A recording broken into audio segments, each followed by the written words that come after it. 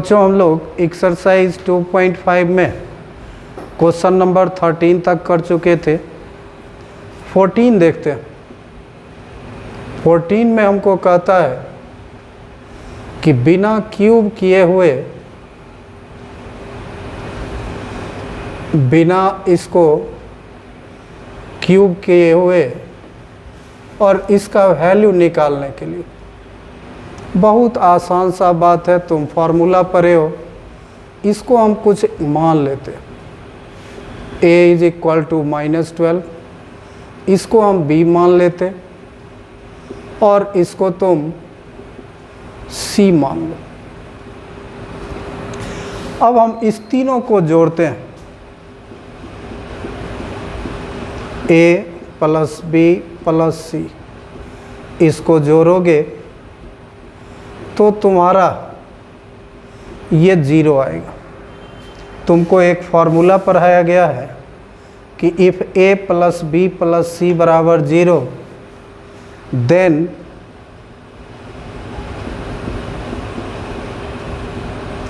a cube plus b cube plus c cube is equal to 3abc। अब तुम value डाल दो। a के जगह तुम्हारा -12, b के जगह 7 और c के जगह 5।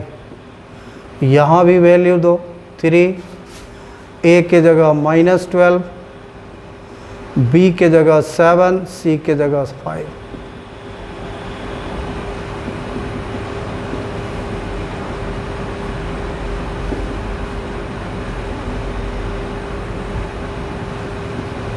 और यही तुम्हारा आंसर है। तो ये विदाउट क्यूबिंग, इसका -12 का हम क्यूब नहीं किए, या 7 का क्यूब नहीं किए, 5 का क्यूब नहीं किए, और ये आइडेंटिटी का यूज़ करके बनाना था और ये सवाल हमारा सॉल्व हो गया। सिमिलरली ये दूसरा क्वेश्चन, इसको तुम लोग बनाओगे, जस्ट वही है, इसमें भी ABC मानेंगे या सेम काम करोगे और फिर तुम्हारा निकल जाएगा। हम आगे देखते क्वेश्चन नंबर 15। क्वेश्चन नंबर 15 हम पूरा नहीं उतारे हैं, तुमको बताएं कि इसमें किसी रेक्टेंगल का एरिया दिया हुआ, ये जो एरिया देखते हो ये किसी रेक्टेंगल का एरिया है और ये दिया हुआ है 25a² -35a -12, ये हमको दिया हुआ। और कहता है, जैसा कि एरिया ऑफ रेक्टेंगल तुम लोग जानते हो कि लेंथ इनटू ब्रेथ होता है, तो ये एरिया दिए हुए है, कहता है बताओ क्या पॉसिबल लेंथ होगा, क्या पॉसिबल ब्रेथ होगा। तो इसको हम पहले फैक्टराइज करते हैं। फर्स्ट और लास्ट को मल्टीप्लाई करोगे तो 300 और उसको हम फैक्टराइज करेंगे, 25a² -20a -15a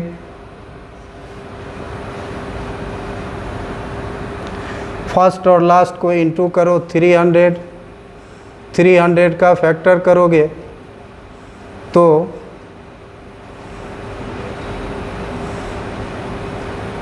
20 × 15,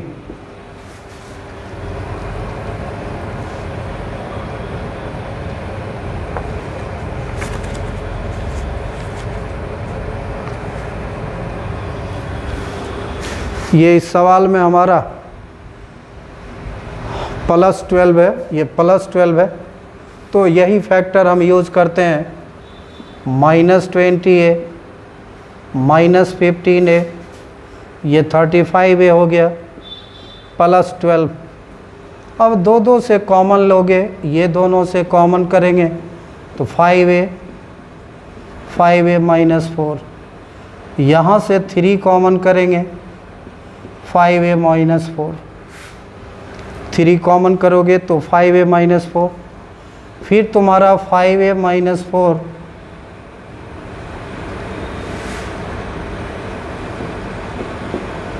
कॉमन हो गया, बचा 5a -3।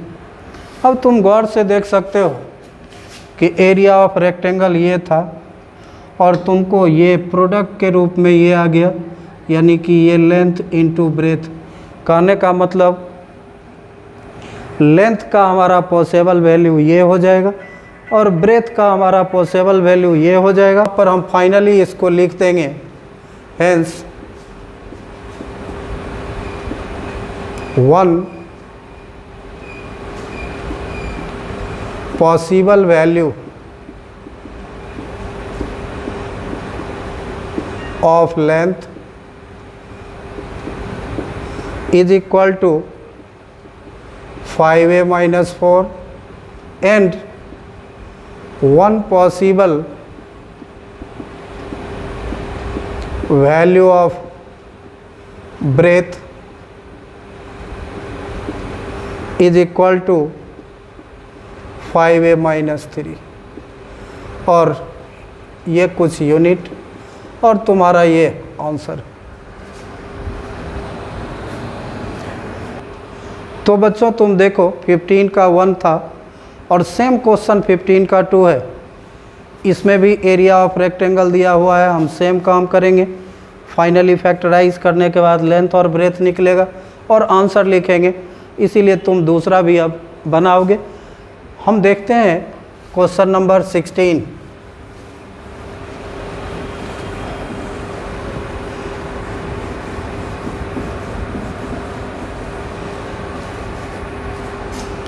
क्वेश्चन नंबर 16 में तुम्हारा दिया हुआ है वॉल्यूम ऑफ ए क्यूबॉइड। ये वैल्यू दिया हुआ है तुमको 3x स्क्वायर माइनस 12x और वॉल्यूम ऑफ क्यूबॉइड के लिए फार्मूला तुमको होता है L into B into H. तो कहता है बताओ इसमें क्या लेंथ हो सकता है, क्या ब्रेथ हो सकता है, क्या हाइट हो सकता है। तो इसको तुम कॉमन कर लो, 3x ये हो जाएगा हमारा x माइनस 4। इसका मतलब 3 इंटू एक्स माइनस 4 और फार्मूला तुम लोग पढ़े हो L into B into H, यानी कि लेंथ का पॉसिबल वैल्यू 3 होगा, ब्रेथ का पॉसिबल वैल्यू x होगा और हाइट का पॉसिबल वैल्यू ये होगा। हेंस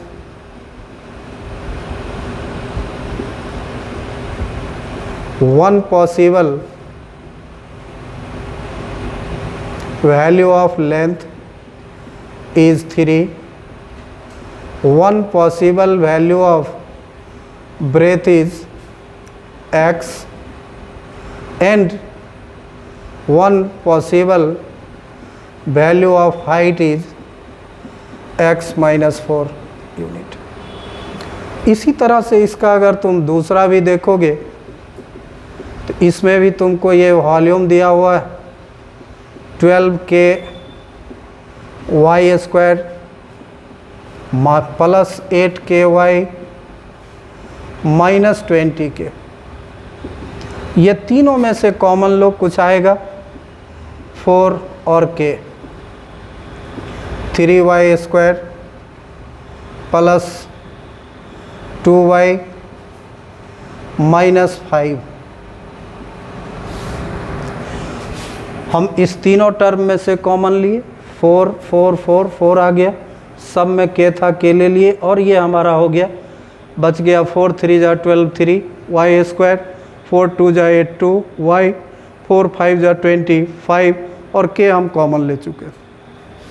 अब तुम यहाँ से भी आंसर लिख सकते हो लेंथ ब्रेथ और ये हाइट, या इसको तुम थोड़ा ये काम भी कर सकते हो 4k, इसको फैक्टराइज करोगे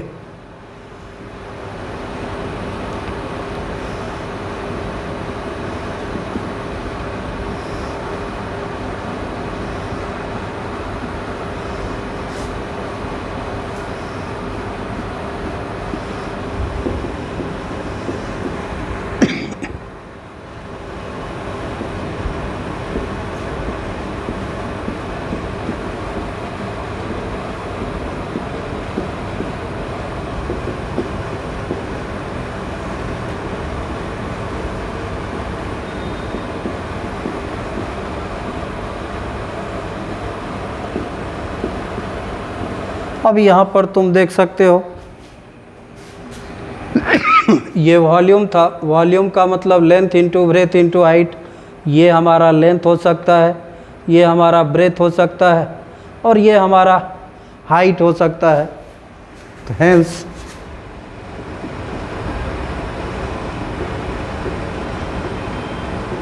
possible value of length 4k, possible value of breadth 3y + 5, ये unit, and possible value of height y - 1 और यूनिट।